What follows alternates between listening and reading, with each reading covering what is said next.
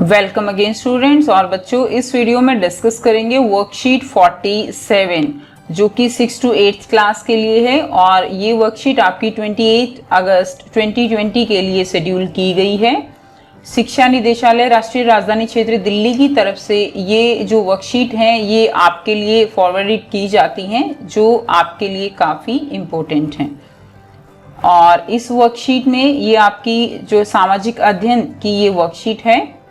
भारत में कानून बनाने की सर्वोच्च संस्था भारतीय संसद है, यानी भारतीय संसद के पास जो कानून है वो बनाने की शक्ति है। अब जो बच्चों ये भारतीय संसद है उसके 3 अंग हैं। कौन से 3 अंग हैं? राष्ट्रपति, लोकसभा एवं राज्यसभा। ठीक है, 3 अंग हो गए। राष्ट्रपति ये भारत का प्रथम नागरिक होता है। अगर आपसे क्वेश्चन पूछा जाता है कि भारत का प्रथम नागरिक कौन होता है, तो भारत का प्रथम नागरिक राष्ट्रपति होता है। उसके बाद लोकसभा और राज्यसभा ये जो है इसके अंग हैं। अब जो राष्ट्रपति का चुनाव है वो कैसे किया जाता है? राष्ट्रपति का चुनाव लोकसभा के जो सदस्य होते हैं, राज्यसभा के सदस्य हैं, और इसके अलावा राज्य विधानमंडल यानी विधानसभा जो होती हैं उनके जो सदस्य होते हैं, निर्वाचित सदस्य, वो एक प्रणाली होती है जिसको हम समान अनुपातिक प्रतिनिधित्व प्रणाली कहते हैं। क्या कहेंगे? समान अनुपातिक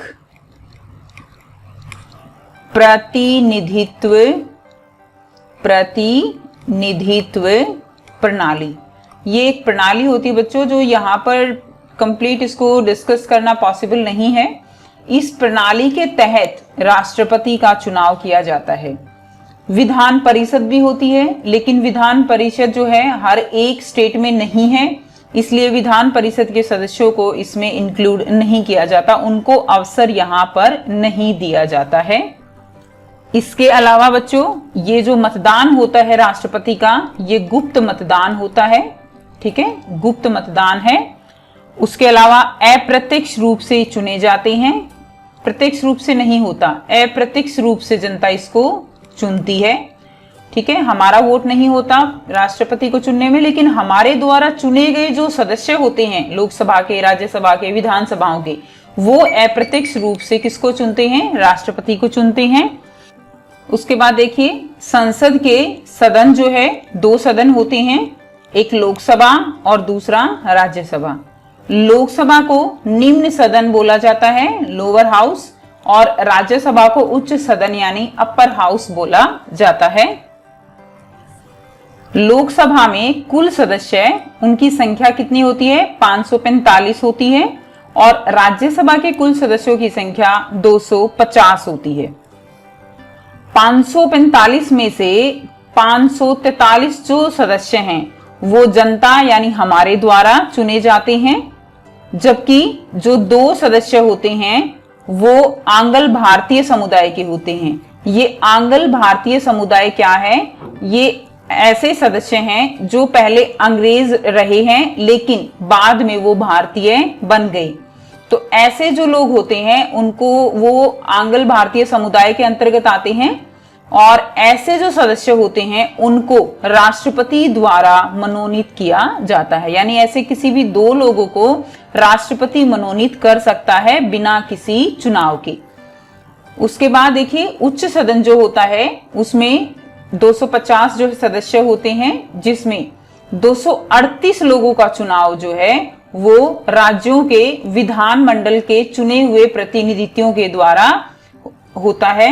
यानी जो विधानमंडल में सदस्य होते हैं वो 238 लोगों का चुनाव करके उनको राज्यसभा में भेजते हैं, जबकि जो 12 सदस्य होते हैं वो सीधे राष्ट्रपति द्वारा मनोनीत किए जाते हैं। जो 12 सदस्य हैं उनको कौन करता है? उनको सीधे तौर पर राष्ट्रपति मनोनीत कर सकता है। और ये 12 सदस्य कौन से होते हैं? ये 12 सदस्य कला के क्षेत्र में है, वाणिज्य के क्षेत्र में है, इसके अलावा खेल में जिसका बहुत ज्यादा योगदान रहा है। कुछ ऐसे लोगों को राष्ट्रपति मनोनीत कर सकते हैं, जैसे सचिन तेंदुलकर जी जो है वो इसी तरह से राज्यसभा के सदस्य चुने गए हैं। अब यहाँ पर बच्चों कुछ और क्वेश्चंस दिए गए हैं, तो आइए उनको डिस्कस कर लेते हैं।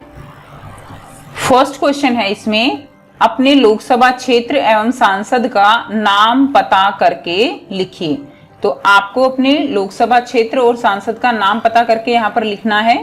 अब आपको कैसे पता चलेगा, ये आप अपने पेरेंट्स से, जो भी आपके घर में बड़े हैं, उनसे पूछ के आप ये लिख सकते हो। अब यहाँ पर हम जो है दिल्ली में जितने भी लोकसभा की सीटें हैं और वहां पर कौन कौन सांसद है, वो हम आपको 7 जो है दिल्ली में लोकसभा की सीटें हैं और 7 के नाम मैं आपको बता रही हूँ। इसमें से कोई एक जो है, आप किसी एक क्षेत्र में रहते हो और आपको किसी एक का नाम अपने बड़े से पूछ के लिखना है। जैसे चांदनी चौक की सीट जो है वो लोकसभा की सीट है, तो वहां पर कौन है सांसद, हर्षवर्धन सिंह जी हैं।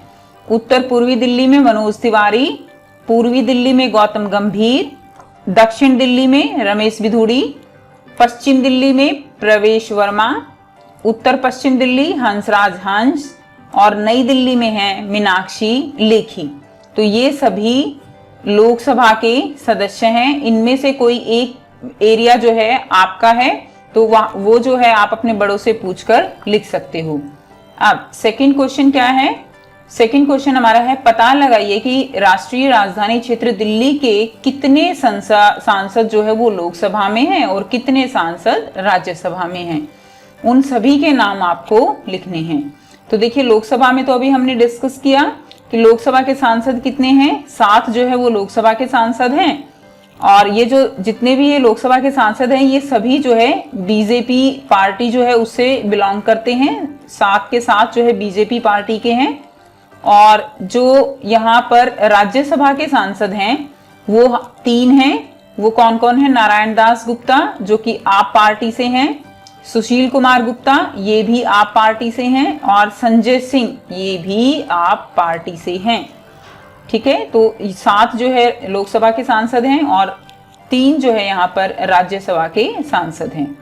अब प्रश्न 3 देख लेते हैं, राष्ट्रपति द्वारा कितने सदस्यों को लोकसभा एवं राज्यसभा के लिए मनोनीत किया जा सकता है। तो हमने अभी डिस्कस किया कि लोकसभा के लिए जो है राष्ट्रपति कितने सदस्यों का चुनाव कर सकता है। लोकसभा राष्ट्रपति द्वारा राज्यसभा में 12 सदस्य व लोकसभा में आंग्ल भारतीय समुदाय के 2 सदस्यों को मनोनीत किया जाता है। प्रश्न 4 क्या है, पता लगाइए कि भारत में राष्ट्रपति का चुनाव कौन करता है। तो देखिए भारत में राष्ट्रपति का चुनाव कौन करता है, ये भी हमने डिस्कस किया बच्चों। भारत के राष्ट्रपति का चुनाव अनुच्छेद 55 के द्वारा किया जाता है। वह अनुपातिक प्रतिनिधित्व प्रणाली, ये मैंने पहले ही आपको बताया कि अनुपातिक प्रतिनिधित्व प्रणाली के एकल संक्रमणीय मत पद्धति के द्वारा होता है। यानी ये जो पद्धति है ये अप्रत्यक्ष चुनाव के लिए यूज की जाती है और भारत के राष्ट्रपति का चुनाव भी अप्रत्यक्ष रूप से ही होता है। हम वोट नहीं करते हैं उनके चुनाव के लिए, हमारे द्वारा चुने हुए लोग अप्रत्यक्ष रूप से उनको चुनते हैं।